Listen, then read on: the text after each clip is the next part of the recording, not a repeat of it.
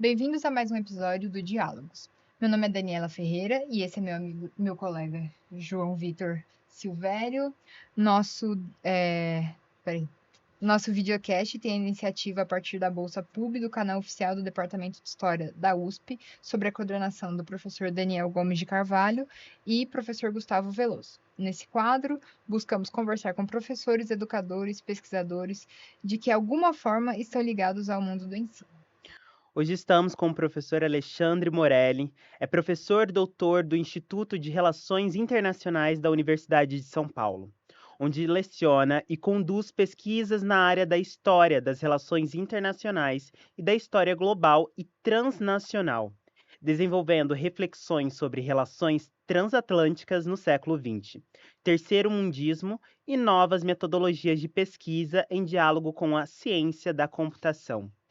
Possui doutorado em História das Relações Internacionais pelo Institut Pierre Renouvin, da Sorbonne, e foi pesquisador visitante na Columbia University, na Universidade de Nova Lisboa e no Colégio de México. Também é vice-diretor da Biblioteca Brasiliana Gita e José Ming, é membro do Centro de Inteligência Artificial da USP, coordenador do LabMundi, também é da área de História das Relações Internacionais e de Política Externa da Associação Brasileira de Relações Internacionais. Professor, é um prazer tê-lo aqui conosco. Muito obrigado pelo convite. Para mim é um prazer enorme poder frequentar aqui também a Casa da História e a querida Fefeleche. Obrigado pelo convite. Imagina. Professor, a gente queria começar falando que o senhor vem do direito. O senhor tem uma formação inicial do direito e depois o senhor, que é uma área que tem convergência com o curso de Relações Internacionais. O que levou o senhor a migrar desse campo para a História das Relações Internacionais? Cursos que se convergem, mas que também têm diferenças. Essa é uma boa pergunta e talvez o caminho mais evidente e lógico de entender essa trajetória é entender o direito com diálogo, como você mencionou, com as relações internacionais, e dentro das relações internacionais depois circular para a história como um espaço, um campo dentro das relações internacionais. Eu queria que tivesse sido coerente e com esse sentido. Foi muito mais caótico e confuso esse caminho. Eu, na verdade, fui para o direito como uma ponte para a diplomacia. Eu queria ser diplomata. E como acho que muita gente que toma a decisão nessa fase da vida, nos seus 15, 16, 17 anos, né, essa experiência que quase todo mundo passa, definir os seus próximos 10, 20, 30, 40 anos, foi muito difícil tomar a decisão. Né? Numa época sem informação, mas também sem muita orientação pessoal, na família, sem alguém que pudesse dar muito aconselhamento, eu não estava entendendo muito bem as consequências e as decisões que eu estava tomando. Mas fui para o direito porque era uma das graduações que se sugeria para aqueles que quisessem ir para a diplomacia mais tarde. E durante a faculdade de Direito, eu, na verdade, comecei a conhecer e me apaixonar pela docência, pela prática da docência. Como assim a prática da docência durante a graduação?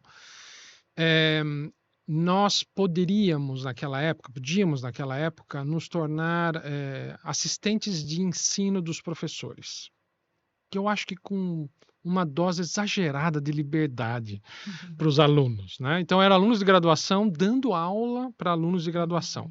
Algo muito mais ambicioso do que um simples seminário ou uma monitoria. Nós tínhamos uma aula por semana, e era sempre em dupla que nós fazíamos isso, eu e um colega de sala, para dar aula sobre um tema, sobre um texto, todas as semanas. Eu sinto por aqueles que foram meus alunos, mas para mim foi uma tremenda escola. Foram 4 semestres com essa experiência. Foi muito desafiador, mas ali eu descobri uma paixão, que era essa dinâmica da sala de aula, a dinâmica da transmissão do conhecimento nos dois sentidos, né, do aprendizado nos dois sentidos. E comecei a mudar meus planos. Comecei a descobrir um pouco mais também sobre os desafios da carreira na diplomacia e como eu poderia alcançar certos objetivos, que era conhecer o mundo, conhecer outras culturas, né? Também a partir da vida acadêmica. E a Faculdade de Direito, eu fiz Direito no Largo São Francisco, na Faculdade de Direito da Universidade de São Paulo. Tinha e ainda tem um dos departamentos de Direito Internacional mais fortes do Brasil. Tá? E aquela era uma época, eu entrei na faculdade nos anos 90, em que havia poucas graduações em relações internacionais no Brasil. Acho que 3 ou 4, salvo engano da minha parte. Né? Uma graduação que foi criada nos anos 70 na UNB, que foi o curso pioneiro, e levou muito tempo para ter uma expansão. Né? Foi só no século XXI que realmente as graduações se expandem Brasil afora. E o departamento de Direito Internacional era um departamento que fazia, às vezes, do que hoje são ONGs que trabalham com relações internacionais nos diversos temas, com think tanks, com institutos e faculdades de relações internacionais, eles produziam uma reflexão e um conhecimento sobre as relações internacionais a partir do departamento. Então, nós tínhamos um contato com essa reflexão muito privilegiado. Tinha muitos colegas que tinham as mesmas afinidades e foram para o direito por isso. Acho que hoje seriam pessoas que iriam para a faculdade de relações internacionais, por exemplo. E eu tinha, além de aulas de direito internacional, disciplinas sobre organizações internacionais, eu tive até uma disciplina sobre teoria das relações internacionais, que eu adorava, e que os meus colegas detestavam, os que foram depois se tornar advogados, juízes, promotores, porque era uma carga de reflexão sobre o mundo, que às vezes, dependendo do percurso no direito, não fazia muito sentido para alguns colegas, mas eu me apaixonei. E aí eu comecei a tentar corrigir os meus rumos. Para onde eu vou a partir dessa reflexão? A Faculdade de Direito são 5 anos. É um longo percurso, é um custo grande você passar 5 anos numa graduação e depois ter que repartir do zero, mas foi um pouco o que eu fiz. Né? Então, hoje, às vezes, eu até converso com colegas, filhos de colegas que perguntam, né, como fazer melhor essa escolha no início. Eu digo, lancem-se, mas fiquem tranquilos. Né? Os anos eventualmente perdidos são sempre um aprendizado. E se você tem vontade e se você descobre o seu percurso, você vai conseguir construir uma carreira em que você pode ser muito feliz. Eu sempre transmito essa mensagem, foi como eu vivi esse momento. Mas como eu não podia fazer uma transição muito rápida, é preciso pagar as contas, eu me formei e fui trabalhar como advogado. E já desde a faculdade de Direito também, lá nós tínhamos um grupo que gostava muito de relações internacionais. Nós criamos um laboratório lá, que eu fiquei sabendo existe até hoje, lá se vão mais de 20 anos, que é o Núcleo de Estudos Internacionais, lá do Largo São Francisco. E ali a gente fazia diversas discussões e entendemos que o mundo das relações internacionais é um mundo multidisciplinar, de vários conhecimentos. E ali eu entendi melhor o lugar da história, do direito, claro, da ciência política na teoria das relações internacionais, da economia, mas também da história. E aí isso se uniu com outras paixões da adolescência, pela história, pelas guerras que eu sempre tive. E eu decidi, bom, a construção da minha carreira vai ser na academia, vai ser no percurso da pesquisa e da docência, dentro das relações internacionais, mas na história. E aí o salto não é simples, porque sendo um mundo multidisciplinar, não bastava uma especialização na história. Eu entendi que eu precisava me formar na história. E aí eu fiz vestibular aqui para o curso de História, para a graduação, e mesmo trabalhando, foi uma época muito intensa, né? Eu era professor de Direito Internacional, professor de Direitos Humanos, trabalhava como advogado e estudava à noite, fazia o curso à noite aqui. Uau. Isso em várias cidades, né? Assim, dava aula no interior, enfim, trabalhava aqui, fazia o curso aqui, viajava muito.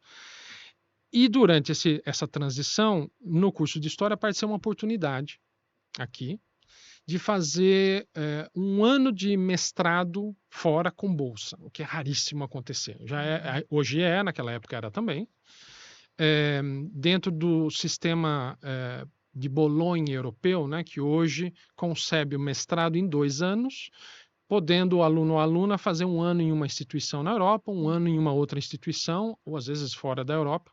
Então, a oportunidade era para fazer 1 ano de um mestrado em estudos políticos e sociais num lugar que parecia uma aventura. E eu gosto de aventura. Eu gosto de viagens de milhares de quilômetros, enfim, sempre curti esse tipo de desafio, de novidade. E eu acabei indo morar numa ilha no meio do Atlântico, na Ilha da Madeira. Foi lá que foi organizado esse ano de mestrado em Estudos Políticos e Sociais. E eu tranquei a história aqui, deixei a minha vida pendurada, falei, vou voltar e continuar esse percurso. Voltei depois de 7 anos. E aí voltei como historiador. Porque eu fui para outras aventuras, morei em outros lugares, fiz mais 2 anos de mestrado, um ainda em Direito Internacional. Eu ainda tinha minhas dúvidas sobre que percurso seguir nessa carreira acadêmica que eu estava tentando construir, e um em História das Relações Internacionais, né? Em um instituto que o João Vitor mencionou, um instituto muito importante na formação do campo no Ocidente. Eu mandei um dossiê para lá, eles me aceitaram e eu acabei fazendo um mestrado lá. E o trabalho com o orientador foi muito bem desenvolvido. Ele me convidou para fazer o doutorado e lá eu fiz o doutorado. Fiz um doutorado fora em História das Relações Internacionais. E aí talvez vocês perguntem, e o direito em tudo isso desapareceu? Eu acho que talvez menos do que eu tenha consciência, a minha experiência pelo direito, primeiro foi uma experiência humana, humanística impressionante, né? Muito forte e importante. Eu tive aula de sociologia, eu tive aula de filosofia, eu tive aula de lógica, eu tive aula de economia, eu tive aula com pessoas como Dalmo Dallari, Fábio Conder Comparato, Sérgio Adorno. Foi um privilégio. Então isso, para qualquer tipo de percurso, é muito marcante. Mas eu acho também que isso me ajudou a ir para a história política, né? Ter passado pelo direito, entender como o mundo político funciona, como o mundo normativo funciona, como esses projetos de sociedade constituídos na sua forma jurídica e na sua forma política, como eles funcionam. Isso, aí, de novo, né? Talvez mais do que eu mesmo tenha consciência hoje, me ajudou a ir para a história política. Eu acho que me ajuda a pensar os meus objetos na história política das relações internacionais e se tornou um momento no meu percurso que eu acho que foi importante, mesmo se para alguns eu possa ter rasgado o diploma, né? Mas foi um momento muito importante e veja que nesses anos iniciais surgiram muitas dúvidas, surgiram muitas oportunidades, muitos caminhos que eu não trilhei, outros que eu deixei de trilhar. Não é fácil passar por esse momento. Muitos jovens têm essa dificuldade, eu compreendo totalmente. Eu acho que se você pode fazer escolhas no país em que a gente vive, você tem um privilégio em mãos. Nem todo mundo pode fazer todos os tipos de escolha. Há várias coisas nessa conta, condições materiais, oportunidades. Mas se você consegue produzir um momento de escolha, você tem um privilégio na mão e você pode seguir adiante. Foi um pouco o que eu fiz. Eu construí essa transição para a história, que não era uma transição evidente, mas porque eu senti que era uma oportunidade num país onde elas são raras. Então foi um pouco isso. Eu não sei se fez sentido. Vejam que foi caô, mas assim eu cheguei na história das relações internacionais. E, professor, enquanto o senhor estava falando, eu anotei uma frase que eu carrego junto comigo, que é: na vida a gente não perde, ou a gente ganha, ou a gente aprende. E é o que aconteceu justamente com o senhor. Ótima frase. Agradeço pela frase. Me ajuda a me entender. Ajuda completamente. Professor, continuando a sessão de perguntas, de que maneira o curso de Relações Internacionais ela conversa, ela dialoga com o curso de História? E como o senhor enxerga as distinções entre essas duas formações? E também as semelhanças? Tá bem. Não, essa pergunta é importante, ainda bem que ela foi feita no início, porque me permite apresentar algumas definições, entendimentos sobre esses mundos que para mim são importantes e acho que também ajudam a entender o que eu quero explicar. Existe um debate sobre a definição do campo disciplinar das relações internacionais, não só no Brasil. Tá? Como ele se define? O que se estuda nesse campo? Qual que é o seu objeto? Que parte da realidade humana interessa a ele? No Brasil, em particular, há vamos dizer, duas perspectivas, tá? Que estão um pouco em disputa. Uma delas entende as relações internacionais como se estruturando a partir da ciência política, né? Com uma vertente da ciência política, com reflexões sobre criação de modelos de análise para entender a realidade política do mundo. E nessa perspectiva, outras disciplinas, outros campos disciplinares, eles existem, eles podem se manifestar, mas eles estão sempre a reboque ou são um instrumento, no melhor dos sentidos, para essa perspectiva em que a ciência política é a protagonista ou é estruturante. E existe uma outra perspectiva que entende o campo das relações internacionais, o campo disciplinar, como um campo fenomenológico, ou seja, uma reunião de saberes disciplinares para entender um fenômeno humano, um fenômeno das relações entre sociedades e culturas. Tá? E eu sou um pouco desse campo, eu me entendo mais nesse campo. E nesse sentido, não existe uma história das relações internacionais, como às vezes eu digo, existe uma história nas relações internacionais. E as relações internacionais como um objeto do historiador das relações internacionais, entendendo a história das relações internacionais como um subcampo da história. Eu me sinto muito à vontade, a minha formação como historiador, apesar da minha experiência no direito parecer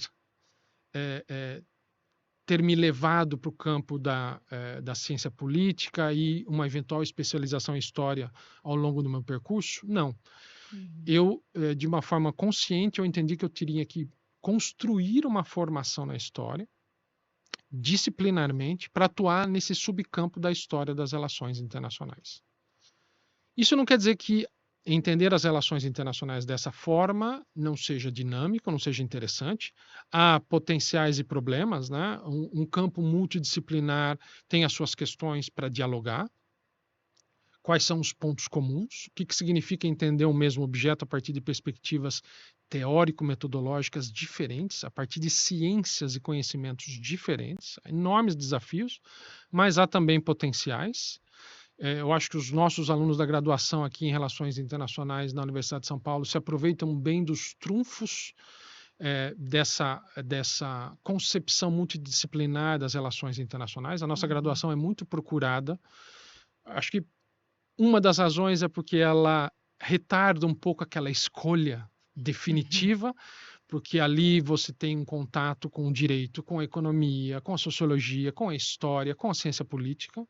E a graduação é dessa forma, mas também porque você tem uma formação para atuar no entendimento das relações internacionais, na assessoria daqueles que estão mergulhados no contato com o mundo, muito rico, né? Que um graduado em Direito não terá, ele terá que buscar um complemento a essa formação, em História ou em Economia.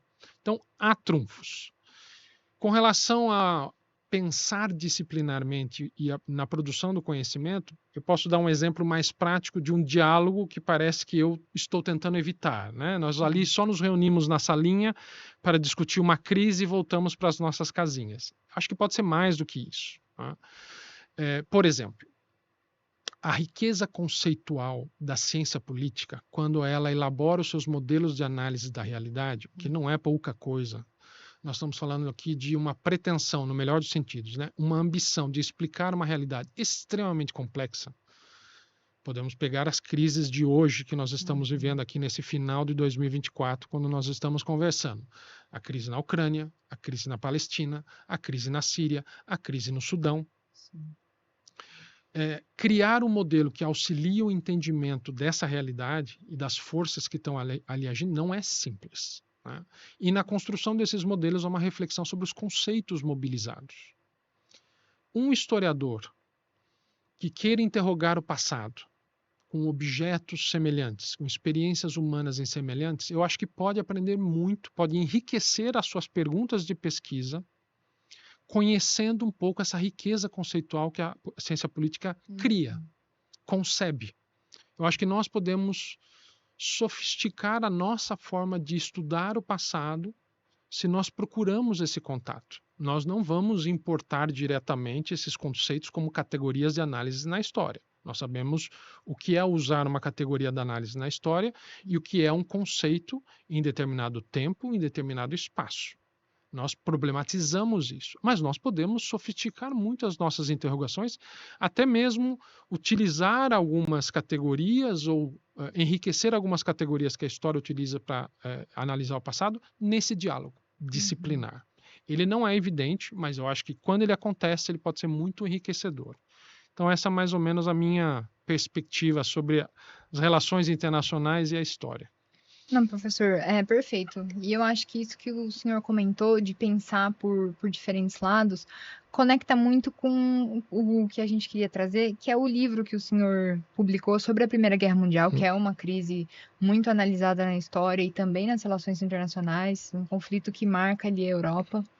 E o livro que o senhor organizou é Tempo e Espaço de Violência, a Primeira Guerra Mundial, a Desconstrução dos Limites e o Início da Guerra.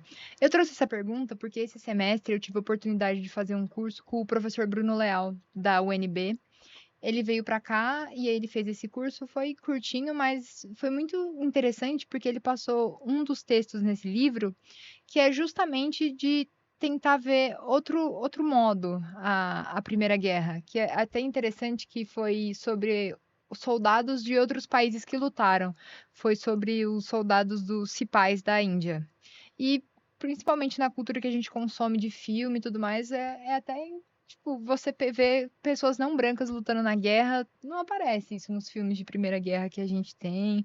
E pensando nisso, como o senhor acredita que os conflitos podem merecer destaques para outras formas? O professor Bruno Leal trouxe essa forma mais, digamos, se assim posso dizer, mais social, ele também traz a análise das cartas. Isso. Como o senhor vê isso? Então, talvez a gente tenha a oportunidade de falar um pouco depois sobre os meus temas e objetos de pesquisa, né? Mas um deles são os conflitos do século XX, e esses períodos, esses tempos de conflito. E esse foi um projeto muito interessante, muito rico, que eu desenvolvi junto com uma colega, professora de História portuguesa, Silvia Correia, que está na Universidade do Porto hoje, buscando dois resultados. Então, nós organizamos, tinha a efeméride dos 100 anos da Primeira Guerra Mundial, foi no contexto dos 100 anos da Primeira Guerra Mundial que a gente pensou. Nós organizamos um seminário, criamos um contato com uma série de pesquisadores, organizamos um seminário no Rio de Janeiro. Nessa época, eu ainda estava trabalhando no Rio de Janeiro. E do seminário, nós organizamos o livro. E nós tínhamos dois objetivos nesse livro. E pelo que eu estou vendo, um deles parece estar sendo alcançado. O primeiro era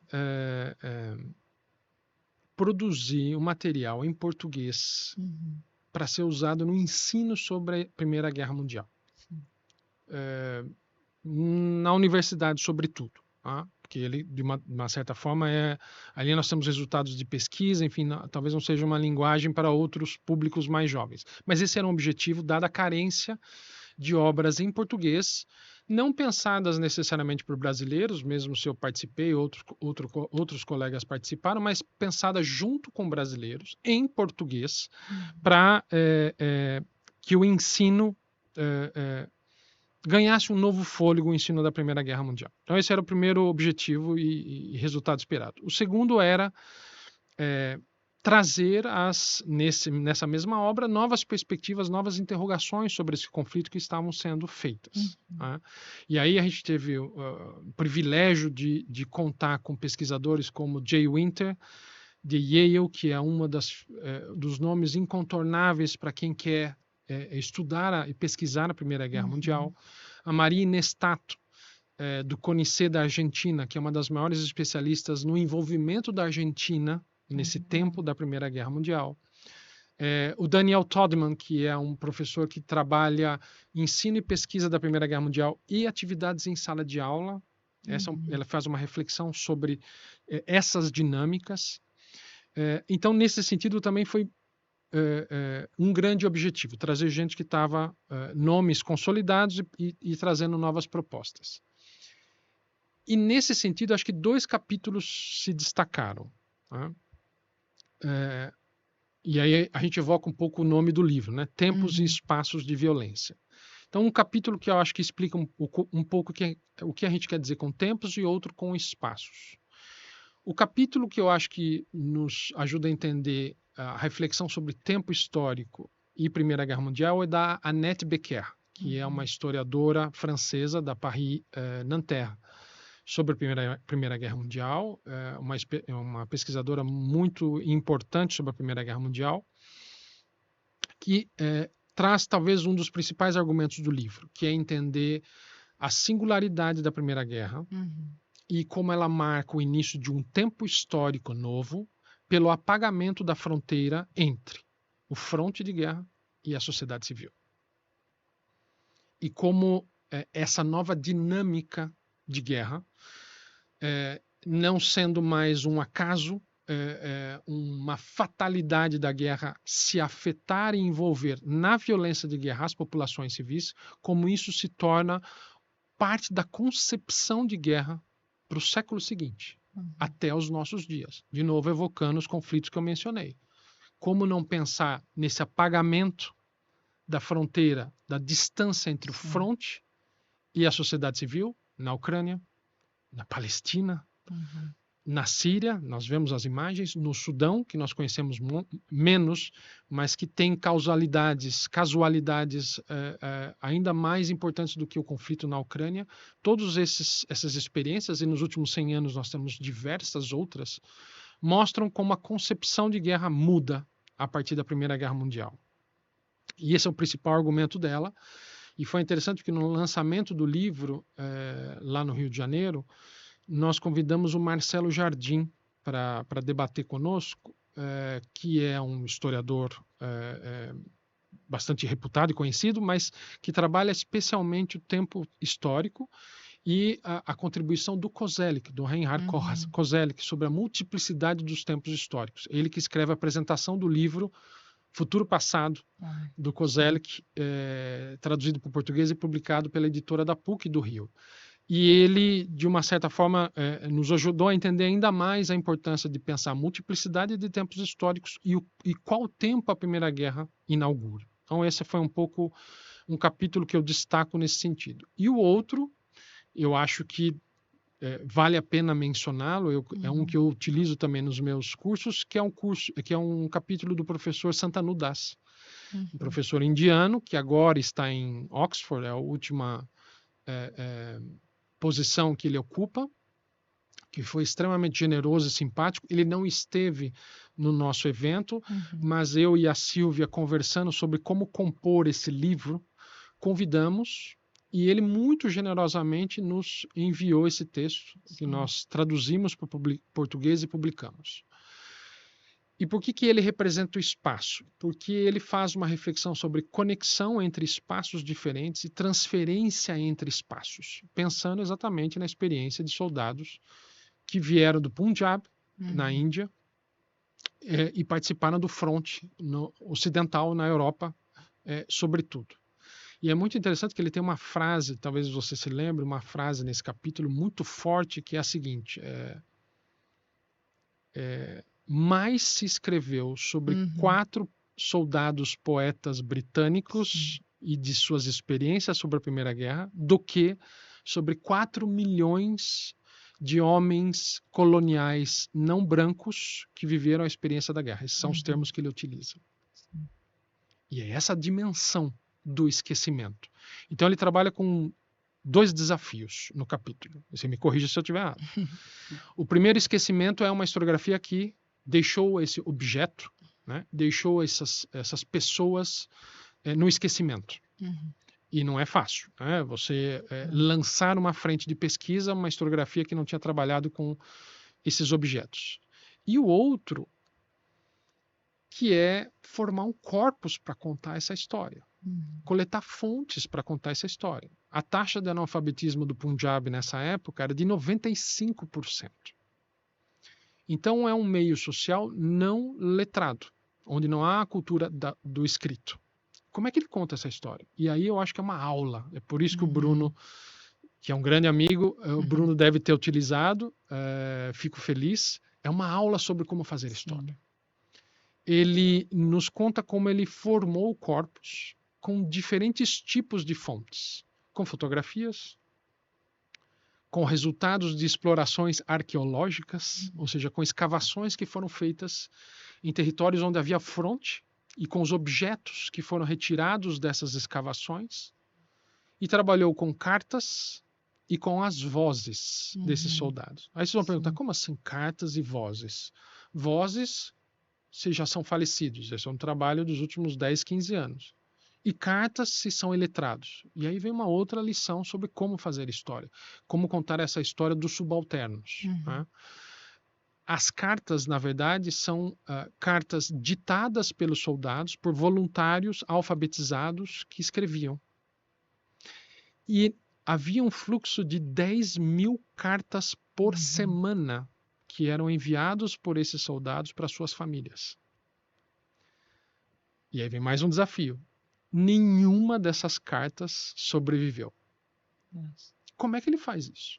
E aí ele vai nos contando, quando ele vai contando essa história, ele vai contando sobre as mediações que o historiador tem que vencer ou delas tem que ter consciência. Então a primeira mediação é a própria voz que vai passar para a letra escrita do soldado. O soldado sabe que a carta vai ser lida pelos censores antes de chegar ao Punjab.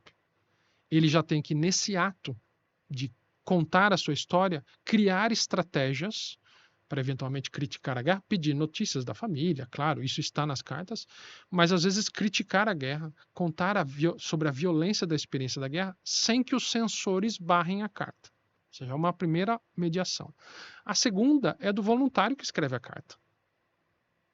É uma outra pessoa passando por uma outra linguagem a mensagem. Essa é uma outra mediação da qual o historiador tem que ter consciência. Depois tem as anotações dos censores, e é aí que ele encontrou os vestígios das cartas. Na verdade, as cartas não existem, os censores não faziam uma cópia integral das cartas, eles anotavam trechos que achavam interessante. E foi nos relatórios dos censores que ele encontrou traços dessas cartas. Uma outra mediação importante. O que o censor escolheu transcrever, o que talvez ele tenha deixado para fora, sem falar na própria consciência de nós mesmos historiadores, que é o que nós trabalhamos na faculdade. Né? Nós também temos que entender que os nossos olhos, as nossas percepções estão na maneira como nós analisamos o objeto. E aí ele dá uma aula sobre como ele traz essas cartas para o corpus. E o último elemento, ele também trabalha com literatura, né? Mas o último elemento que eu acho que vale a pena, se você se lembra, são as vozes. Como vozes? Foi descoberto há pouco tempo, 10, 15, 20 anos, discos de goma, que era o produto utilizado na época para registrar sons em aparelhos que registravam sons, produzidos, agora eu não vou lembrar exatamente o nome, acho que era o Comitê de Fonografia Isso. Prussiano Real. Isso. Comitê Fonográfico Prussiano Real. Isso mesmo. Eu escrevi o livro.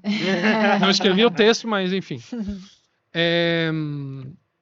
Que diabos era isso? Havia prisioneiros de guerra. Esses indianos, aí quando ele fala indianos, ele define bem a categoria, ele fala da grande Índia, do que é hoje o Paquistão, Bangladesh, Índia, enfim. Ele trabalha tudo isso no livro, mas vamos aqui usar o termo indiano. Vários soldados indianos foram presos pelos alemães e foram levados para campos de prisioneiros no território alemão. E aí foram acadêmicos, filólogos, etnólogos, naquela época, né?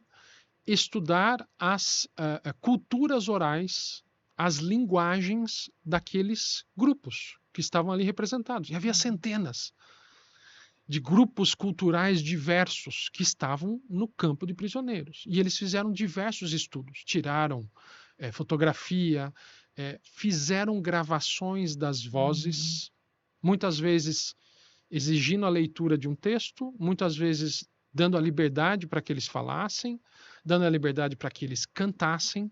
E na análise dessas vozes, algumas delas nós conseguimos até ouvir na internet. Aí surgiu o livro, que, aliás, ótima dica para quem está ouvindo. Na sua segunda edição, que saiu ano passado, pela editora da FGV, está em livre acesso. É ótimo. Livre acesso, gente. Vamos lá. Melhor coisa. Recomendo muito. E aí, com as informações do capítulo, quem quiser ouvir as vozes, eu uso na minha aula, tá? Que legal. Pode ouvir. E ele estuda, problematiza esse outro elemento no corpus. E com isso ele consegue contar uma história da experiência, uma história das emoções desses soldados. Então foi um pouco isso que a gente pensou como grandes resultados, como grandes objetivos, e eu acho que esses dois textos explicando um pouco o que a gente quis dizer com tempos e espaços de violência. Incrível, professor. Eu gostaria de dizer assim, um momento de pausa rapidinho, antes de nós partirmos para a quarta pergunta, que a gente acredito que quando nós entramos no quarto, quinto ano da universidade, a gente já está preso no nosso mundinho de onde a gente quer se relacionar. Então, eu já tô preso muito no mundo do Brasil colonial. A Dani gosta mais de contemporânea, né, Dani? Gosta. Dani gosta mais de contemporânea. E assim, vendo vocês conversarem aqui, gente, eu fiquei assim, eu que nunca gostei tanto de contemporânea, eu estou assim, em êxtase, eu já quero livro, já quero uma aula, porque trabalhar com um objeto de pesquisa, eu fui anotando que é algo esquecido, construir um corpus do nada, trabalhar com evidências que estão perdidas. Gente, isso é fantástico. É incrível. Muito obrigado, Dani, primeiramente pelo convite. Professor, muito obrigado Imagina. por essa aula que estamos tendo. Sempre há Realmente, tempo. muito Ó. obrigada. Lembre-se que eu fiz 5 anos de direito e eu sou historiador. Então sempre há tempo de correções de rumo. Professor, partindo para a próxima pergunta, que considero essa pergunta um pouquinho tem uma pequena viagem de provocação. Quais os principais desafios de ser organizador de um livro?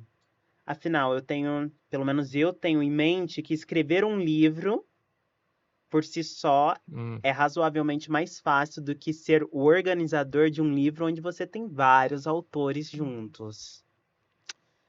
Boa pergunta. Eu não sei, teria tendência a dizer que pela talvez a ausência de um trabalho autoral de fôlego na obra coletiva, talvez seja oposta à minha percepção.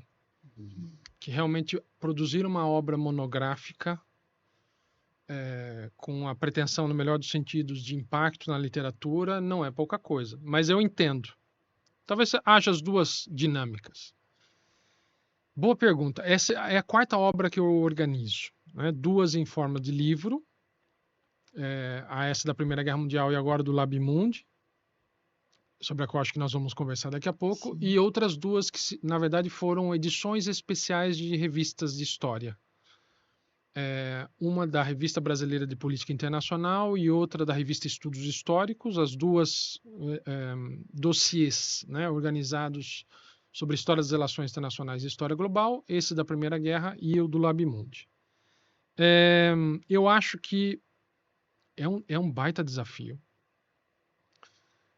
A proposta, acho que comum a todas, é produzir algo coeso, pela diversidade de pessoas envolvidas, independentemente do objetivo específico, produzir um dicionário histórico-biográfico, produzir uma obra como essa que também tem uma pretensão de ser aplicada no ensino, produzir uma obra coletiva sobre uma frente de pesquisa agora sendo criada. Cada um pode ter seu objetivo mais específico, mas todos devem pensar na coesão. E aí não é fácil, não é fácil.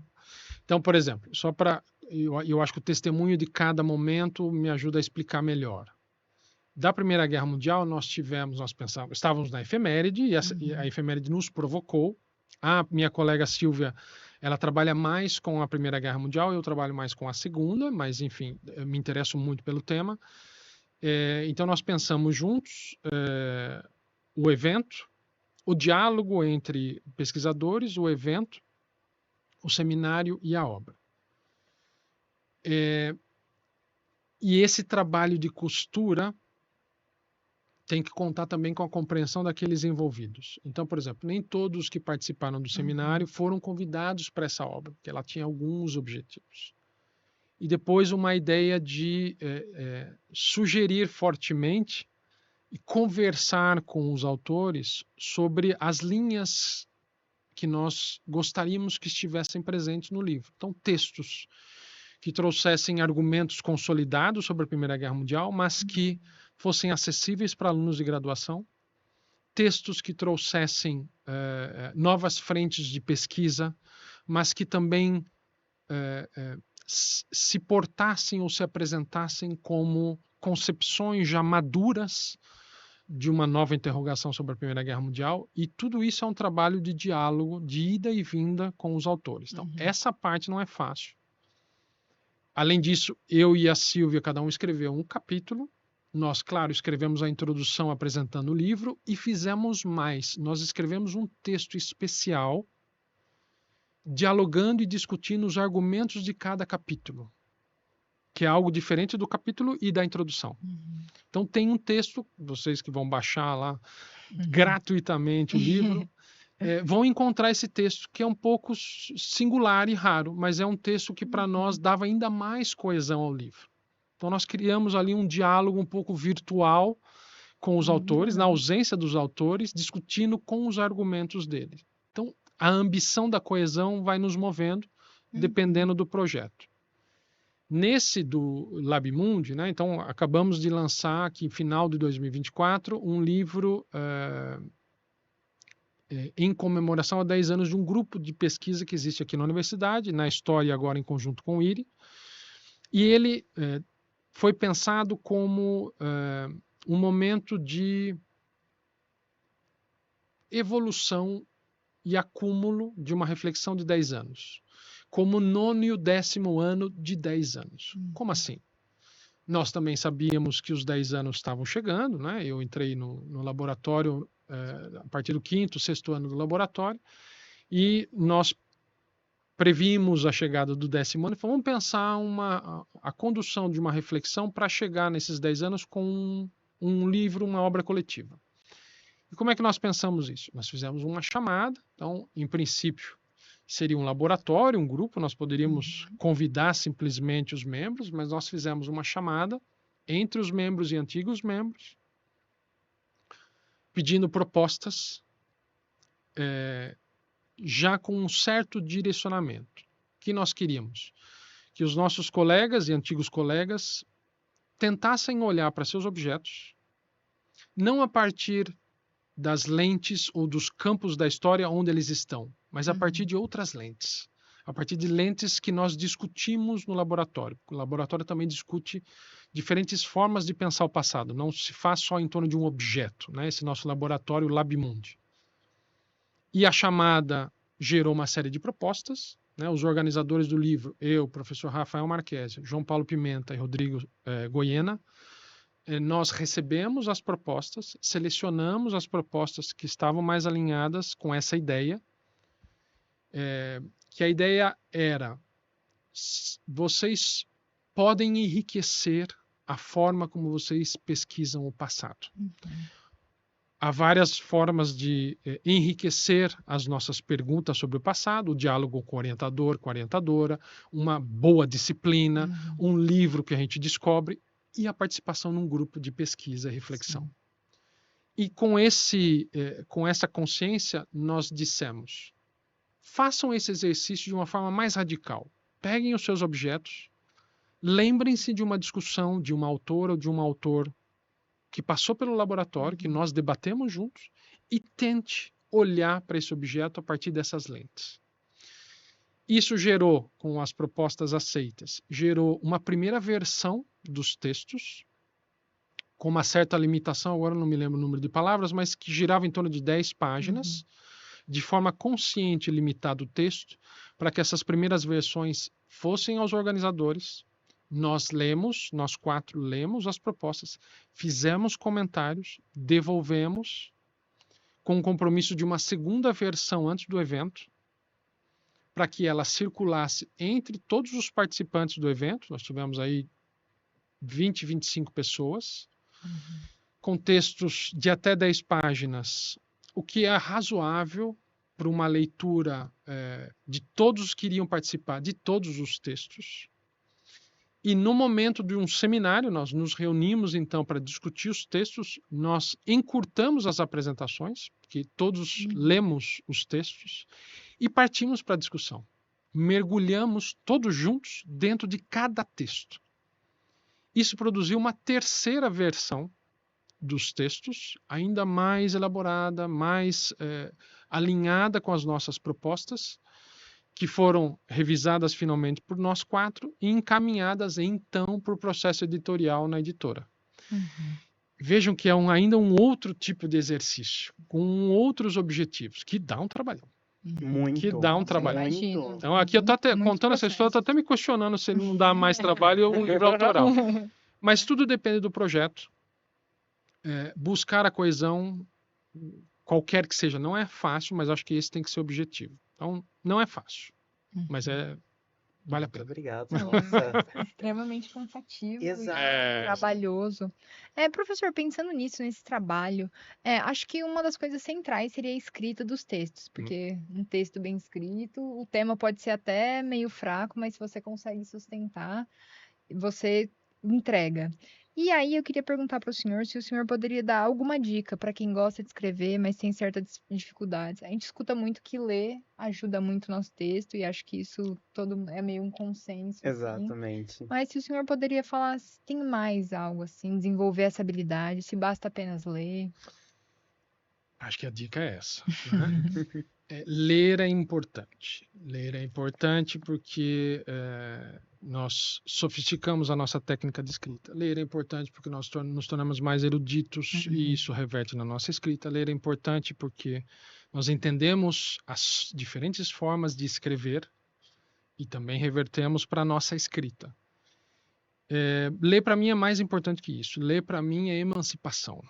É não nos deixarmos oprimir, conduzir cegamente, ler a liberdade. Então, ler antes de escrever, para mim, é isso. Eu não vou trazer nada de novo aqui com relação a esse aspecto das dicas para escrever. Ler é muito importante. Mas, talvez, pela minha trajetória, eu tenho uma dica complementar. Ouvir.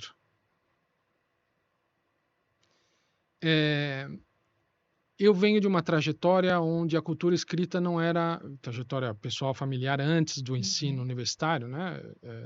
Que quando eu vim para São Paulo, que eu entrei em contato com esse mundo onde eu estou, eu não o conhecia de forma alguma. E eu venho de uma cultura muito mais oral, né? Não tinha livros em casa, que aí talvez mude um pouco dos perfis daqueles que recomendam a leitura. Claro, se você tem esse privilégio, tem esse aconselhamento, tem essa riqueza disponível, que maravilha, que bom que foi aproveitado. Mas nem sempre a gente tem. Tá? Não só nem sempre temos, pensando na realidade brasileira como um todo, e é uma realidade geracional, talvez ouvir, entender e compreender seja algo que a gente possa considerar. Para mim foi. Nós ainda vivemos numa realidade social em que a leitura ela é rara. Acabou de ser publicado um levantamento, uma sondagem sobre o nível de leitura no Brasil. Enfim, eu não trouxe os dados, então não vou conseguir mencionar com propriedade, mas é uma realidade ainda difícil. Quase 1/3 da população brasileira ainda é analfabeta, ou funcional, ou absoluta, tá? Rudimentar ou absoluta, o que é enorme. Nós estamos falando de pessoas que não têm a capacidade de ler e compreender, quem dirá daqueles que leem regularmente. Então nós estamos mergulhados nessa realidade, que deixa um pouco de ser a nossa aqui na universidade, porque nós temos acesso à biblioteca, a recursos, estímulos e acompanhamento para fazer essa leitura, mas não é a realidade de todos.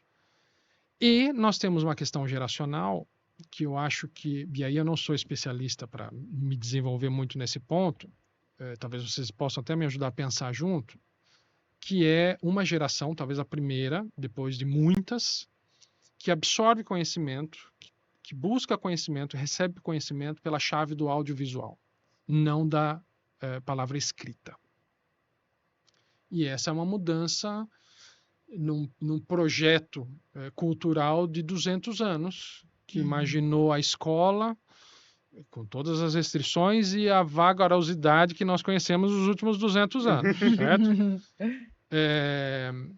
Mas que pensou essa trajetória de uma cultura escrita como uma cultura que transmite conhecimento, transmite liberdade, emancipação, etc. E talvez, para além de todos os problemas sociais e socioeconômicos que eu já mencionei, culturais, nós estejamos diante de uma geração que talvez rompa com essa trajetória, porque assimila informação pelo audiovisual. E isso não é uma questão simples de ser resolvida pela simples vontade imediata. Eu viro a chave, agora eu vou ler livro. Não, é a forma como a geração mais jovem, talvez a geração de vocês, cotidianamente, de forma estruturante, passa a assimilar a informação. Sim. Isso é um problema. Aí, de novo, eu volto ao que talvez para mim foi muito importante na forma como eu escrevo. Também não sei se eu escrevo bem, tem isso. Eu vou ficar dando dica de como escrever. Eu tento. Mas ouvir foi muito importante para mim. Procurar boas oratórias, boas expressões retóricas, não a bacharelesca, rococó, rebuscada, que no direito de onde eu venho tem muito, aquela vazia. Mas lá também tem aquelas retóricas e oratórias que forjam a língua, que moldam a linguagem para construir um argumento. E quando nós ouvimos algo bem feito nesse sentido, é hipnotizante. Para mim foi. Tanto quanto ler um bom livro, se você, sobretudo, é estimulado sempre a ler. E eu valorizei muito isso. Eu era daqueles alunos que assistiam muito às aulas. Assistir às aulas, para mim, era muito importante. Acho que por causa dessa trajetória complicada atrás da qual eu continuo a correr hoje, né? Não é simples não vir de uma cultura escrita para ser professor universitário, mas esses eram momentos transformadores para mim, mais do que hipnotizantes. Eu desmontava na minha cabeça a forma como o discurso que eu estava ouvindo era construído e entendia como pensar poderia ser diferente. Sim. E aí você muda a sua escrita. E eu tive professor, critiquei aqui o direito, mas aqui também eu tive excelentes professores nesse sentido. Eu tive a sorte também de ter formação em outras línguas, encontrei em inglês, em espanhol, em francês. E em francês, em particular, eu lembro de um professor de Direito Internacional Público, Jean Combacot, professor da Universidade de Paris II, Assas, que era absolutamente fantástico na forma, não havia um erro, não havia uma hesitação no tempo, no suspiro, e manejava a língua de uma forma completamente excepcional. E aquilo mexia comigo. Onde a gente pode chegar com toda essa história aqui? Ao contrário da minha época adolescente, antes de vir para São Paulo, antes da idade adulta, eu não tinha à disposição o que existe hoje. Eu acho que de uma forma muito mais igualitária. Ainda nós precisamos sempre discutir inclusão digital, essas coisas, mas não havia biblioteca na minha cidade. Sim. Enfim, a única forma de assimilar era na escola ou pela televisão no horário comercial. Não havia rádio e a televisão era a televisão aberta, enfim, com aquelas restrições que nós conhecemos. Mas hoje nós temos a internet com uma possibilidade imensa de encontrar informação. Sim. Muita gente se forma, busca informação por instrumentos ou canais em que o audiovisual tem um peso enorme, mas eu acho que encontramos muita coisa ruim, muita coisa mal informada, mas acho que nós podemos ali procurar esse tipo de recurso e conteúdo. Nós temos bons professores trabalhando história pública, divulgação, claro, em diferentes formatos, inclusive o audiovisual, no qual nós precisamos trabalhar como historiadores profissionais, nós precisamos também produzir conteúdo, não estou criticando esse tipo de conteúdo, mas nesses canais nós podemos encontrar também esse tipo de transmissão do conhecimento. que para quem quer escrever, nessa geração onde o texto escrito ele pode ser secundário, inclusive contra a vontade da pessoa, pela trajetória de conexão com o audiovisual na vida adulta, intelectual, pode ser um caminho para manter uma escrita, ou para fazer evoluir uma escrita. Não sei se é evidente ou faz sentido para todo mundo procurar nas falas, nas aulas, e aí procurem boas professoras, procurem bons professores. A gente consegue perceber quando o professor investe na aula, vem com a aula preparada, capricha no conteúdo, na argumentação, na tentativa de convencer os alunos, de produzir uma troca. Se vocês encontram esses momentos, cultivem. Sem perceber, agora talvez mais um pouco, vocês vão melhorar a escrita. Tá? Talvez nada disso sirva. Aí tem uma dica prática. Eu sempre escrevo com dicionário. Sempre escrevo com dicionário. Pode ser um dicionário dos conceitos, dependendo do... Mas um dicionário regular da língua me ajuda muito a escrever. Essa é uma dica muito prática que pode ajudar o texto a fluir, sobretudo na língua portuguesa, como nós trabalhamos com termos equivalentes, sinônimos. Né? É uma escrita que exige, nesse sentido, uma certa sofisticação, diversificação. E uma dica prática, se nada do que eu falei ajudar, escrever com um dicionário ou recorrer a um dicionário pode ser muito interessante. Tá? Mas enfim. Não, com certeza, professor. Falando nisso que o senhor comentou, só para completar, das aulas e tudo mais, eu acho que a gente tem professores que a gente vê isso. Eu vi muito isso com colegas que fizeram a matéria do professor João Paulo Pimenta, que foi justamente História dos Conceitos, e que todos falavam, nossa, é muito difícil, mas a fala que o professor trazia contribuía muito para o que eles estavam estudando ali. Falavam muitos colegas, olha, você tem que ler o texto sem falta, mas você vai chegar na aula, talvez você não entenda nada também, mas acho que isso de ouvir faz muita diferença também. O texto, ele é um alicerce pra gente. Você pode... Tem aulas que você vai chegar e consegue entender completamente. O professor consegue fazer um milagre ali e você consegue compreender.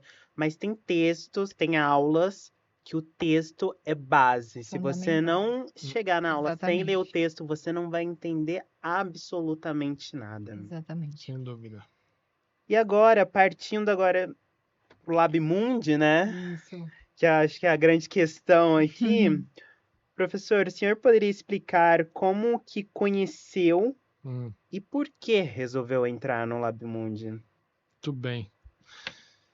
Essa é uma história longa que começa antes do LabMundi nascer.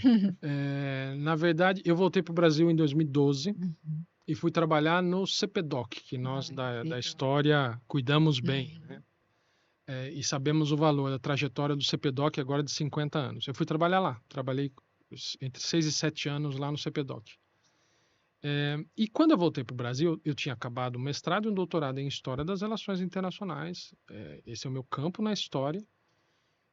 Eu fiquei um pouco impressionado com um pouco o entusiasmo, vamos dizer assim, em torno da suposta virada global, da pretensa virada global das humanidades, da história. Naquele momento começava a surgir essa talvez proposta de uma virada no fazer historiográfico. E eu e alguns colegas lá do CPDOC, nós criamos um seminário,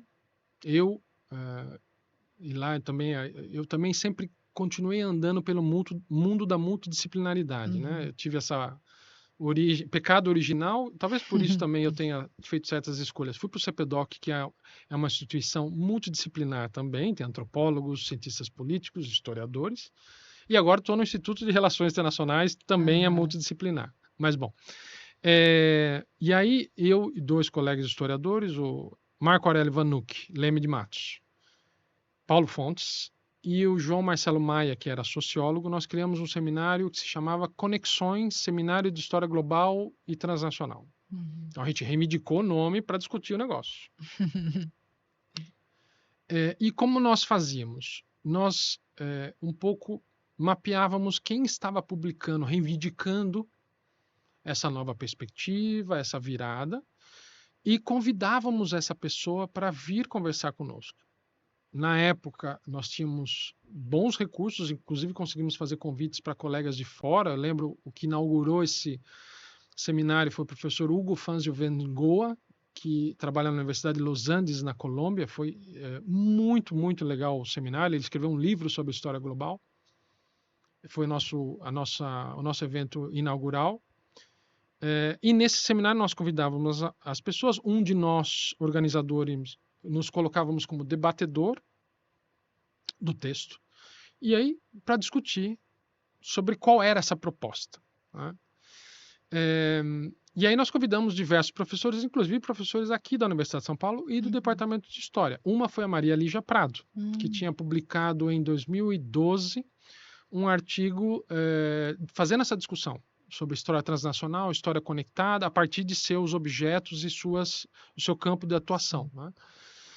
E convidamos o Rafael Marques, que eu não conhecia, que tinha publicado junto com João Paulo Pimenta em 2015. Esse seminário a gente pensou em 2014 e começou a fazer em 2015. Ele durou 3 anos.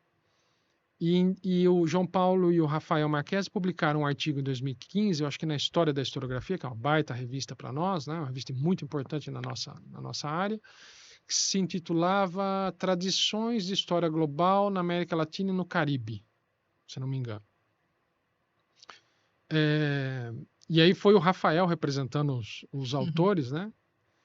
E nós discutimos, e muito francamente, duramente, o artigo, mas nós gostamos muito do argumento, que era um argumento de uma abordagem muito crítica com relação a eventuais novidades dessa virada, e apresentando como, a partir da América Latina e do Brasil, já se fazia história, já se pensava o passado como aquele momento da virada da história global parecia produzir como novidade. E ali rolou uma afinidade, nós continuamos em contato depois dessa experiência, organizamos juntos no ano seguinte uma grande conferência no Rio de Janeiro de História Global, de novo reivindicando o nome, para discutir, com colegas da América Latina, da África, da Europa, da América do Norte, para discutir um pouco esse momento e essa apresentada virada global, que foi muito interessante. Dali, inclusive, saíram algumas obras coletivas que eu mencionei. Nós organizamos em 2017, aqui na História, junto com o Labimundi o Labimundi foi fundado em 2013, né? Então, nesse início de contato, o Labimundi estava começando. E aí nós organizamos junto com o Labimundi, eu ainda no Rio, uma discussão aqui sobre história global. Foi no finalzinho de 2017. Então a gente continuou conversando e percebendo as afinidades. E em 2018 eu vim para cá, né? Eu prestei o concurso de História, mas lá para o Instituto de Relações Internacionais. E foi um pouco natural, né? A gente continuar a colaboração aqui. E aí criando uma ponte com o Instituto de Relações Internacionais, que é multidisciplinar, onde tem historiadores que apreciam muito esse diálogo, né? Nós temos um papel, uma missão lá no Instituto de Relações Internacionais, mas nós precisamos desse oxigênio e desse contato com os historiadores, com o Departamento de História. Então foi um pouco assim que se construiu essa parceria. A gente tem tentado fazer coisas juntos desde então. Sim. Professor, eu penso que o tema história global, só esse conceito meio solto assim pode gerar muita dúvida para as pessoas. E imagino que também tenha dificuldade de você pensar apenas história global, uma história que conecta tudo. Quais seriam os desafios que o senhor pensa para esse campo, tanto no Brasil quanto internacionalmente? Bom, acho que já deu para perceber que eu tenho uma perspectiva um pouco crítica, também no melhor dos sentidos, com relação à história global, né? Eu acho que já se faz há muito tempo que a história global, algumas correntes de história global, e aí a gente precisa considerar tradições diferentes, historiográficas diferentes, as dinâmicas dos mercados editoriais, né, que às vezes exigem uma certa novidade naquilo que eles querem publicar, existem estratégias de carreira de pessoas que querem valorizar o que estão fazendo, no melhor dos sentidos também se apresentam nessas chaves. Então, há uma série de dinâmicas que a gente precisa considerar para entender ou para analisar um movimento que tem uma pretensão de causar um impacto na historiografia. Tá? Não é simples. Mas eu acho que as diferentes possibilidades de se entender a história global passam por reconsiderar espaço, considerar novos temas, novos objetos que surgem para os historiadores. Então, conectar espaços, essa surge como uma das propostas, né? Novos temas, o meio ambiente tem que ser pensado nessa chave, por exemplo. Questões nucleares ou desse tipo de ameaça como objeto de interesse do historiador, enfim. Até uma proposta de um novo tempo histórico, né? O Hugo Vengoa, que eu mencionei, ele é chileno, mas trabalha na Colômbia.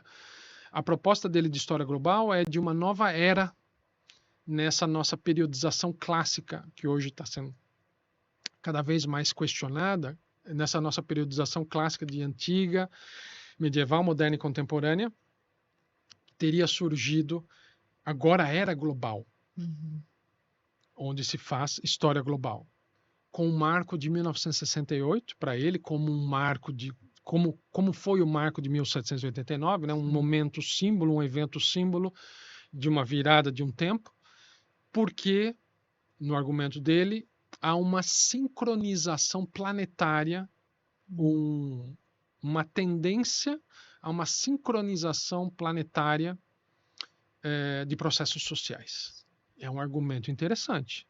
É uma proposta diferente de história global.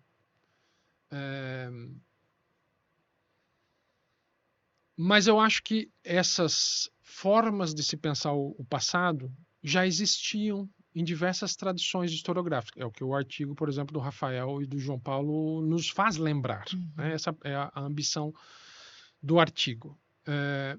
Mesmo assim, por que não outros campos da história não poderiam entender que vale a pena trazer novos questionamentos para suas formas de pensar o passado?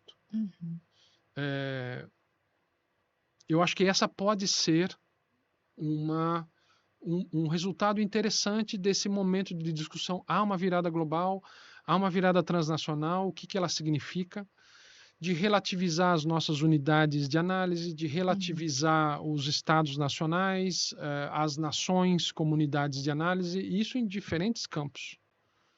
Eu acho que essa é uma dinâmica interessante. Acelerar ou talvez provocar alguns campos da história a pensar de maneira diversa, a pensar novos objetos, enfim. Nós, de uma certa forma, fazíamos essa reflexão dentro da nossa cozinha, né? Com os nossos objetos que nos levavam, nos empurravam já antes a pensar o passado dessa forma. Então, por exemplo, o Rafael Marquesi gosta de evocar muito, né, análises sistêmicas e entender o global pela totalização de fatores, dinâmicas, elementos que existem dentro desses sistemas. Eu venho de uma tradição que recorta o passado através das relações e busca a totalização no que constrói a dinâmica dessas relações entre sociedades e culturas. Então, como é que a economia provoca uma dinâmica em relações entre sociedades e culturas. Pode ser relações entre estados, mas entre diferentes grupos políticos, religiosos, enfim, não só estatais. Como percepções culturais, como recursos materiais, como dinâmicas demográficas. Então, existia também, no campo da história das relações internacionais e no campo da história, vamos dizer, do sistema mundo, uma tendência a buscar essas totalizações. No Brasil, nós tínhamos isso desde o momento da fundação da universidade, que é recente, né? Sim. Desde o momento em que as cadeiras de moderna e contemporânea foram concebidas, nós temos essa reflexão já presente. Eu penso, sobretudo, na cadeira de moderna e contemporânea da Faculdade Nacional de Filosofia, fundada no Rio de Janeiro em 1939, que é moldada a partir da tradição da história das relações internacionais europeia e ítalo-francesa. Sem surpresa, né? Nós temos uma influência francesa. Sim. Claro, aqui nós conhecemos na nossa casa, mas em outros locais no Brasil, em outros mundos universitários no Brasil, no Rio também. Mas quem vem, por exemplo, para ser primeiro titular da cadeira de Moderna e Contemporânea no Rio de Janeiro, é um discípulo de Pierre Renouvin, que é o nome que você mencionou. O Pierre Renouvin foi convidado para ser o titular, aceitou ser o titular, mas não pôde vir por problemas de saúde. Ele é um ex-combatente da Primeira Guerra Mundial, ferido, tinha perdido um braço na Primeira Guerra Mundial e não ia aguentar o desafio. E indica um antigo orientando dele. O Pierre Renouvin, ele é da mesma geração intelectual, é da mesma geração etária, se eu posso usar esse termo, mas também é da mesma geração intelectual da École des Annales, que questiona a historiografia, transformando a historiografia como nós conhecemos aqui na Universidade de São Paulo, mas esse grupo está fazendo o mesmo para a história diplomática, para a história política, e vai transformar a história política entre os anos 30 e 40. Vai pensar totalizações, vai pensar relações naquele momento, deixando de lado uma maneira de olhar para as relações internacionais apenas através do ato dos diplomatas. E é essa reflexão que funda a cadeira de Moderna e Contemporânea no Rio de Janeiro, com o Victor Tapier como primeiro titular. E aluno dele será a Maria Ieda Linhares, que para mim é a primeira, não mulher, mas a primeira pessoa historiadora das relações internacionais no Brasil que não só ensina, mas também pesquisa. Né? A tese de doutorado dela é sobre a Primeira Guerra Mundial.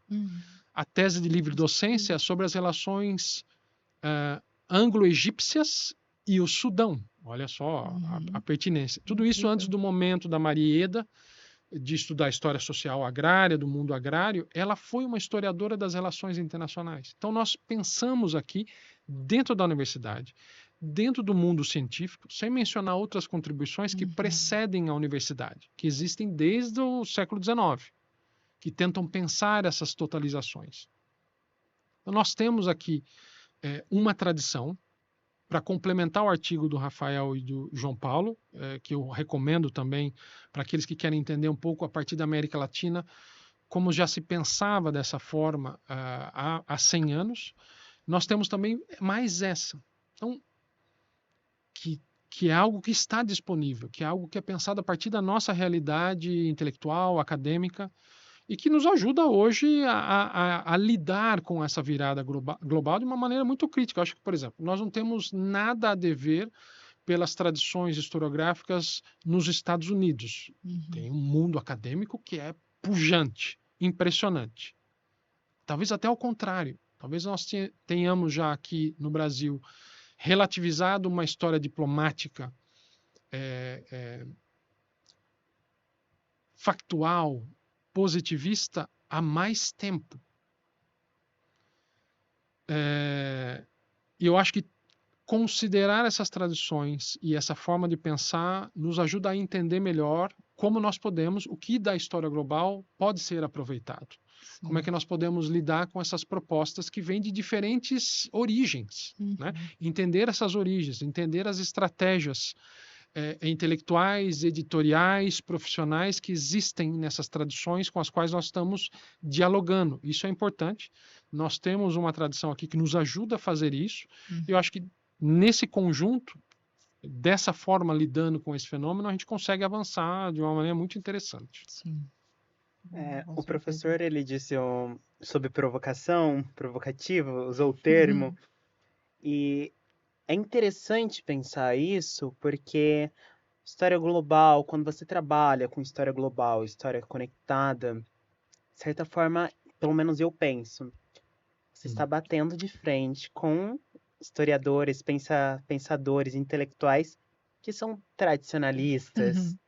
Então tem que ter Sim. culhão para fazer isso, acredito eu, professora. Posso fazer um comentário? Sim. Claro.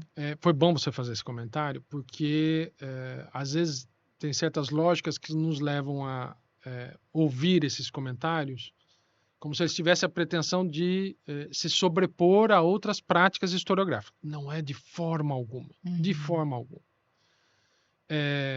Ela pode se complementar e auxiliar. Então, por exemplo, um desafio que pode surgir a um campo é o abandono de certas unidades de análise que certos campos podem tradicionalmente utilizar.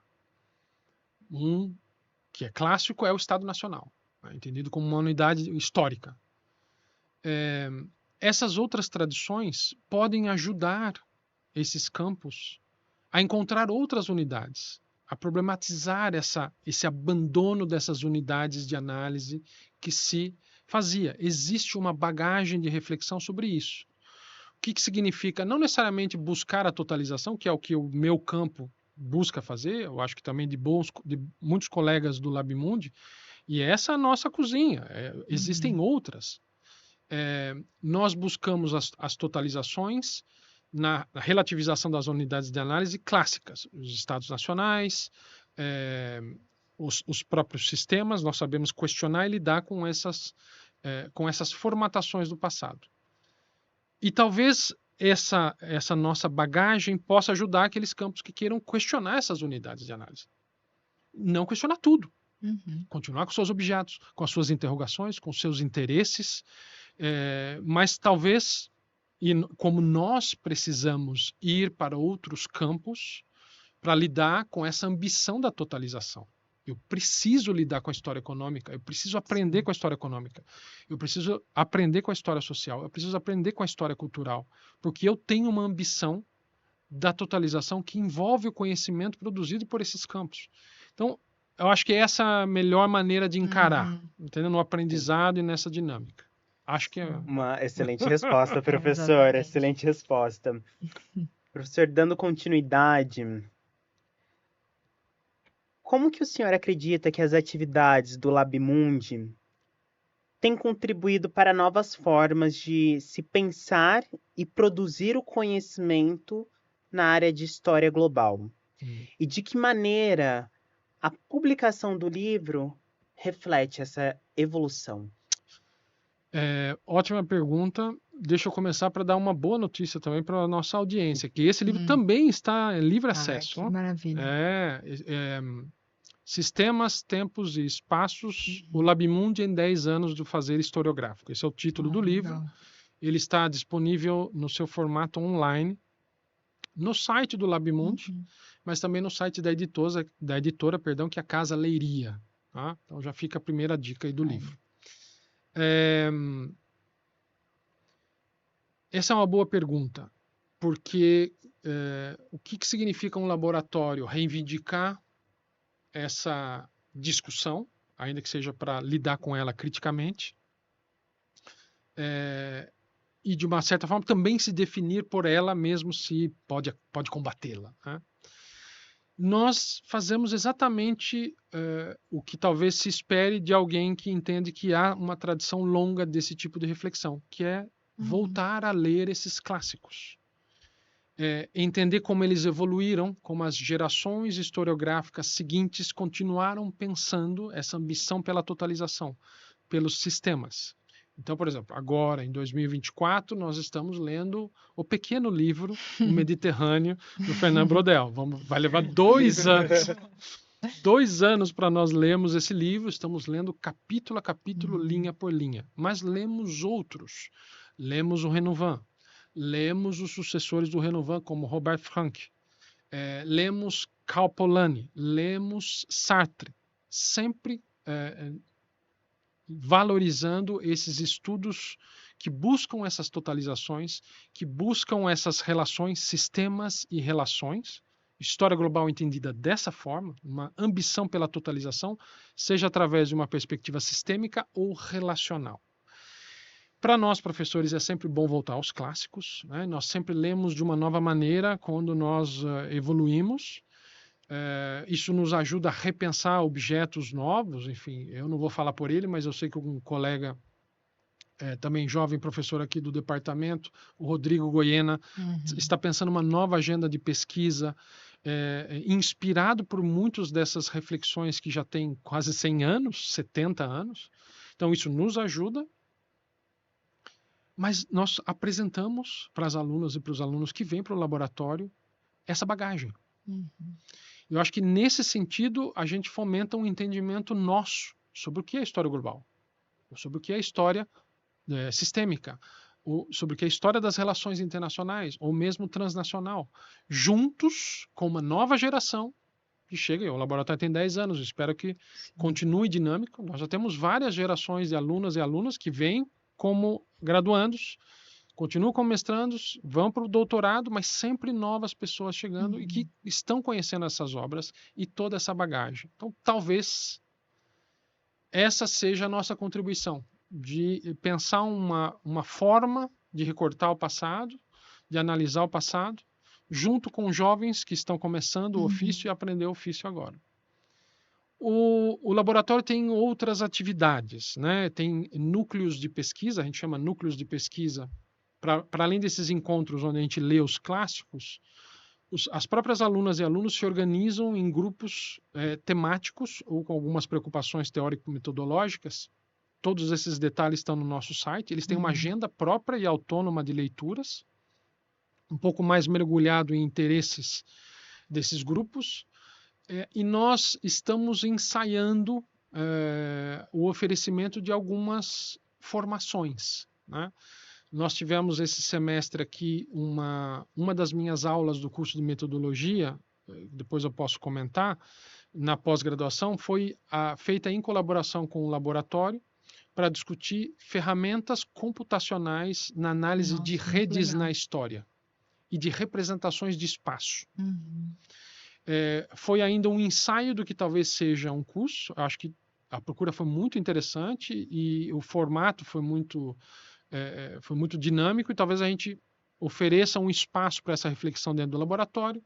Eu sei agora também que nos famosos cursos de verão que a FEFELESH organiza, esse é o termo, né? Os cursos de verão, né? Exatamente. Haverá um curso do grupo do Labimundi, que é a História Global do Café, com, claro, o Rafael coordenando, mas com aí alunas e alunos na linha de frente, trabalhando com as aulas. E nós vamos organizar, se tudo der certo, a chamada será lançada em 2025, logo, logo, uma escola de verão de História Global.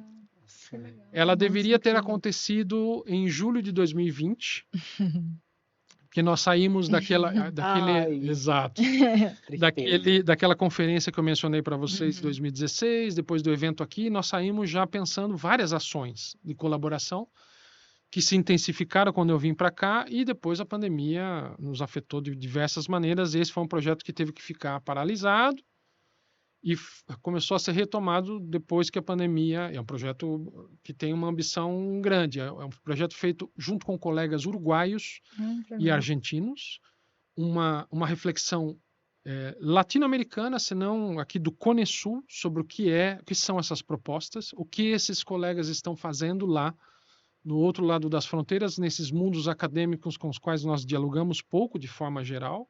Acho que essa é uma das coisas que mais me motiva hoje, tentar ajudar a construir um diálogo regional aqui sobre o fazer historiográfico. Nós temos, às vezes, as nossas vinculações muito nos eixos ao norte, né? Sul-norte. Não é fácil. E eu acho que essa vai ser uma tentativa de criar essa dinâmica. Então, trazer professores e trazer alunos, né? A ideia é fazer um evento que circule entre Brasil, Uruguai e Argentina, em princípio, cada ano sendo organizado num país, né? E tentando fazer com que todos circulem em cada edição. Talvez esse possa ser mais um espaço dentro do laboratório para discutir a história global, discutir o fazer historiográfico nessa chave. Vamos ver se dá certo. Dani, antes de fazer a pergunta a seguir, deixa só eu tirar uma dúvida como professor. Às vezes a gente está aqui e as pessoas acham que a gente sabe tudo, É. ou que a gente se preparou para tudo. Ah, como que você não sabe o que que é isso? Mas, professor, eu gostaria de tirar uma dúvida rapidinho sobre história global. Sim. A história global, então, é essa interdisciplinaridade de várias áreas, como as relações internacionais, com a história, com o direito, com a filosofia, com a sociologia. É isso que torna uma história global? Talvez, se a gente, por exemplo, pensar aquele que produz o conhecimento como devendo retomar uma certa formação erudita que existia antes da fase metódica das ciências do século XIX, que nós sempre lembramos, né? Uhum. Durante o século XIX, as ciências, de forma geral, não só a história, passam por uma fase, uma refundação metódica. E se pensam, a produção científica se pensa de uma nova forma, porque há novas ambições, novas necessidades de uma sociedade urbana, industrial. Essa reflexão sobre a trajetória das ciências nós conhecemos. Mas o que nós acabamos abandonando pela necessidade das especializações é a erudição. Uhum. Uma das propostas do global que nós discutimos mais lá no Conexões, lá no Rio de Janeiro, era nessa chave. Será que o global não é uma pretensão, uma ambição de voltar a esse momento de uma reunião de conhecimentos no pesquisador ou na pesquisadora? Eu acho que a ideia é bonita, mas é muito difícil. É Uhum. muito difícil, porque circular entre disciplinas, e eu tenho um pouco de experiência nisso, é muito difícil. A interdisciplinaridade é algo que eu ainda não entendi como Sim. proposta, que eu vejo pouco acontecer. Então, buscar o global nesse sentido, acho que pode ser uma boa e saudável pretensão. É muito difícil de ser feita. Agora, há outras chaves. A minha resposta para você é: eu não encontrei uma definição única e clara para o que pode ser a virada global das humanidades ou mesmo história global. Há boas ideias e bons objetivos debaixo desse guarda-chuva geral. Eu acho que poucos inéditos, mas por que não nos ajudar a reforçar? Como, Uhum. por exemplo, relativizar o etnocentrismo. Essa é uma pretensão Sim. que muitas vezes aparece como inédita. Não, não é inédita, mas é algo importante para nós relativizarmos o etnocentrismo, relativizarmos certas unidades de análise, como o Estado Nacional, ou apenas entendermos que as relações entre sociedades e culturas apenas passam pelo aparelho político-diplomático dos Estados. Essas são pretensões que estão sob o guarda-chuva da história global, não são inéditas, mas acho que esse momento nos ajuda a pensar sobre elas. Eu não tenho uma resposta clara para você. Essa é a discussão que nós fazemos no laboratório. Convido você para vir às nossas discussões, mas e também aconselho a sempre problematizar, perguntar, questionar qual é a proposta historiográfica, de fazer historiográfico, que aquela literatura com a qual você entra em contato, com aquele livro que reivindica o transnacional, reivindica o global, está apresentando.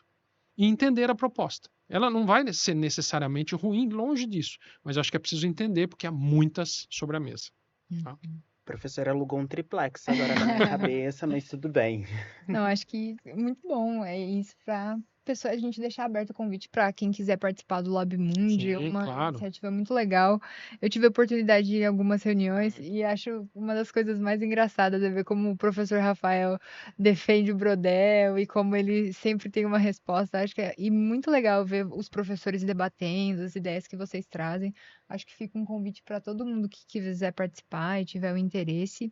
E nesse tema, professor, trazendo até uma coisa que eu sou um pouco suspeita para falar, porque eu gosto muito das relações internacionais e desde o começo da graduação eu sempre busquei fazer matérias no IRI, acho muito legal esse contato entre o IRI e a história. E gostaria de saber se o senhor estaria aberto para algum aluno da história que se interessa em história contemporânea ou na própria história global, para o senhor orientar eles, muitas vezes. A Bauru, muitos alunos da história têm esse mesmo interesse. Eu achei essa pergunta muito pretensiosa. Então, mas claro, Ai, que legal. mas totalmente. Informações sobre o que nós fazemos, né? Todo o grupo, eu já vou entrar nesse detalhe. Os nossos colegas podem ver no nosso site, fazendo a propaganda aqui. Nós temos uma conta Instagram, onde nós divulgamos as nossas atividades, e uma conta no Facebook, que acho que já está mais marginalizada hoje em dia, a dinâmica ali daquela rede social. Então, ali, quem se interessa pode encontrar muita informação. O site é bem dinâmico. E não só eu acho ótima a ideia, como já a pratico. Né? Que legal. Então, eu sou um historiador. Lá nós oferecemos disciplinas de história. Aliás, inclusive, é interessante lembrar, né, que a minha disciplina lá tem a sigla FEFELESH. FLH 0124, que é a História das Relações Internacionais 1. Porque ela é uma marca ainda de como o curso de Relações Internacionais surgiu, que ele surgiu antes do Instituto de Relações Internacionais, que é um pouco estranho, né? Como assim? O Instituto nasce depois de uma graduação interunidades que foi criada aqui na USP. O primeiro vestibular, salvo engano, foi em 2001, a primeira turma em 2002. E os alunos circulavam entre as unidades. Então, aqui foram criadas disciplinas do Departamento de História, para atender os alunos da história, mas também os novos alunos da graduação. E a minha disciplina, História das RI1, ficou com essa marca, né? Que para mim é uma alegria, porque eu não consegui pôr o pé aqui no Departamento de História, mas um pouquinho eu tenho de presença aqui. Então, essa é uma disciplina, História das Relações Internacionais 1, que muitos alunos da história vão fazer. Tem outras unidades das ciências sociais também, gente do direito, da economia. Eu tenho mais uma disciplina na graduação, que aí ela é optativa, que é a História Global das Guerras Mundiais. E já ofereci 3 disciplinas na pós-graduação, onde há uma linha de pesquisa em História das Relações Internacionais. Foi importante para mencionar essas informações. Eu já ofereci uma disciplina que se chama Lógicas de Guerra e Processos de Paz. Tem uma nova agora, que foi o 2º ano que eu ofereci, que é Histórias do Terceiro Mundismo. E ofereço uma disciplina de metodologia de pesquisa em História das Relações Internacionais. As alunos e alunos de História são muito bem-vindos, enriquecem muito o nosso debate, acho que ajudam muito os nossos alunos. Os alunos do IRI são excelentes. E, é claro, são os nossos principais parceiros lá, inclusive meus. Eu tenho vários alunos orientandos, para além da atividade em sala de aula. Mas nós recebemos, eu já tive bolsista PUB da História, iniciações científicas com alunos da História, uma doutoranda que tinha feito a formação na História, e acabou de entrar uma colega, a Isabela, passou agora no nosso vestibular, que egressa aqui, se formou aqui na História e vai fazer o mestrado lá com a minha orientação. Então, é um prazer enorme. É interessante lembrar de uma coisa também, né, que existem historiadores fora do DH, do Departamento de História na universidade, né? E essa pode ser uma maneira interessante dos alunos criarem diálogos ou procurarem conhecimentos que podem ser complementares aos seus trabalhos. Eu não vou fazer uma lista aqui, porque eu vou esquecer de alguém, eu mesmo não conheço todos, mas eu vou mencionar 2 com os quais eu já trabalhei e são excelentes historiadores, que estão em outras unidades. O Alexandre Sais, que está na economia, e o Bruno Bontempo, que está na educação, com os quais eu já trabalhei, né? Além de trabalhar com os colegas aqui da história. Então, essa acho que é uma riqueza também da universidade que vale a pena mencionar. Mas sim, portas abertas, estou à disposição para ajudar como puder. Incrível. A Dani nem gostou. Bom, meus queridos, nós estamos chegando à reta final das perguntas. Na verdade, é a última pergunta. E eu adoro fazer essa pergunta, porque é sempre uma tentativa de arrancar algo deles. Professor, o que nossos ouvintes, nossos telespectadores, podem esperar do senhor Alexandre Morelli para o ano de 2025? Se há projetos novos em mente, um novo livro, Será que a gente consegue arrancar um spoiler aí? Tem que tomar cuidado, tem que tomar cuidado. Os editores exigem sigilo. Verdade. Até um debate na universidade sobre a possibilidade de se suspender por um tempo o acesso às dissertações e às teses, não sei se vocês, nessa chave. Porque algumas editoras, todo um debate, nós produzimos conhecimento público, financiados pelo público, então como é que nós lidamos, né, com essas dinâmicas de divulgação? Porque a preocupação é com a divulgação. E tem alguns canais que pedem a restrição de acesso até que a obra seja publicada, né? Mas, enfim. Foi bom porque também me permite falar um pouquinho do que eu pesquiso, né? Ótima pergunta. Eu trabalho com o mundo atlântico, né? Em meados do século XX. A transição de um mundo do chamado entre guerras, né? Um mundo que conhece a emergência do fascismo e das tensões que vão levar à Segunda Guerra Mundial, para o mundo da Guerra Fria, né? Que vai sofrer as consequências de uma tentativa de estruturação do mundo em dois polos, enfim. Eu estudo essas transições. E aí, nesse sentido, eu tenho um livro agora em revisão por uma editora estrangeira. Uma parte dele vem da minha tese, mas é uma reflexão sobre a transição da presença hegemônica sobre esse mundo atlântico entre os britânicos e os norte-americanos nessa metade do século. Né? Como é que essa transição, um dos capítulos finais, se não o capítulo final de uma presença britânica que dita certos rumos políticos, militares, econômicos, até culturais desse mundo atlântico, por uma presença americana que se instala no mundo, que hoje, aliás, está sendo questionada, né? na região e no mundo. Então, esse é um livro que está, aí eu acho que para sair, se tudo der certo.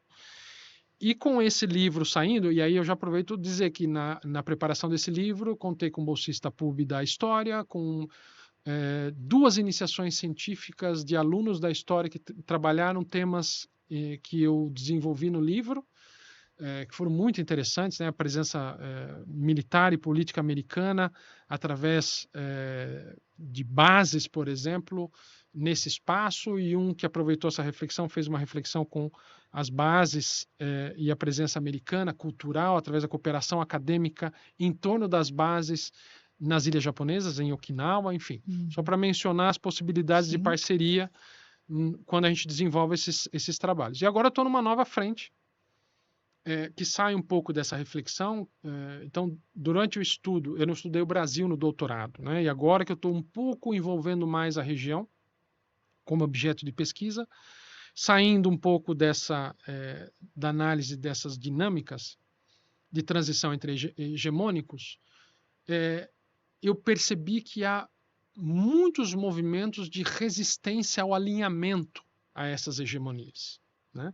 Uma história dos não alinhados, ou do não alinhamento, ou das terceiras vias, ou do terceiro mundo. Esse é o meu interesse agora, esse é o meu interesse para os próximos anos. Daí a disciplina na pós-graduação, que eu estou começando a desenvolver esse trabalho, né? Histórias do terceiro mundismo, os não alinhamentos mais progressistas, que a gente conhece, que vão participar dos movimentos de libertação na África, na elaboração de teorias que pensam o mundo como a teoria da dependência, em suas vertentes mais radicais, até movimentos não alinhados, mais conservadores, que tentam resistir a essa repartição do mundo, mas também não abraçam certas agendas que parecem resumir a ideia do terceiro mundo. Então, eu estou estudando esse não alinhamento. Já contei com um bolsista PUB que trabalhou comigo nessa transição vindo da História. A ideia é não necessariamente apresentar um livro imediatamente, porque um livro é difícil. Não sei que cara terá esse livro, mas a ideia é escrever um texto para servir de base para livre docência. Legal. Que é uma expectativa, né, da trajetória dos professores na universidade, que nós passemos pela livre docência e apresentemos uma tese. Então, a ideia é produzir uma primeira reflexão para essa passagem e transformar isso num livro, mas essa é a minha agenda dos próximos anos. E aí entra um pouco, eu não vou entrar em detalhes, o meu diálogo com a ciência da computação e com a fronteira tecnológica nas humanidades, que me ajuda também a pensar pesquisa e objeto. Eu me interesso por isso também. Espero que no livro isso apareça como um componente e uma ferramenta de pesquisa. É isso. Muitas Ai, coisas. incrível, Muitas professor. coisas. 2025 vem Cheio. Bem forte por aí, cheio, bem cheio. forte. Espero que um dia a gente consiga ser assim, Dani. Bom, meus queridos, chegamos ao fim do nosso episódio. Queremos agradecer imensamente o professor Alexandre Morelli pela Muito conversa obrigada. e a aula Nós que ele tivemos hoje. deu, Sim, que agora até incrível. eu tô com vontade de fazer contemporânea, É. relações internacionais. Também agradecemos à Faculdade de Filosofia, Letras e Ciências Humanas por ceder este espaço para a realização do videocast, aos professores Daniel Gomes de Carvalho e Gustavo Veloso pela orientação e a todos os nossos colegas envolvidos nos bastidores, aqui dentro, ali do lado da gravação e quem vai editar, todo mundo. Todos. Dani, muito obrigado pela sua presença, muito obrigado por esse convite maravilhoso de Eu que hoje. agradeço você por vir, uma perfeito, nasceu pro Ah. videocast, pra tudo perfeito. E ao professor, muito obrigada por ter aceitado, por ter vindo falar com a gente. Foi excelente, uma aula mesmo. Eu agradeço o convite e o cuidado com o qual vocês prepararam aí, ó, a nossa conversa. Muito obrigado, viu? Fico à disposição. Muito obrigado, Obrigada, professor. professor. E até a próxima, pessoal. Até.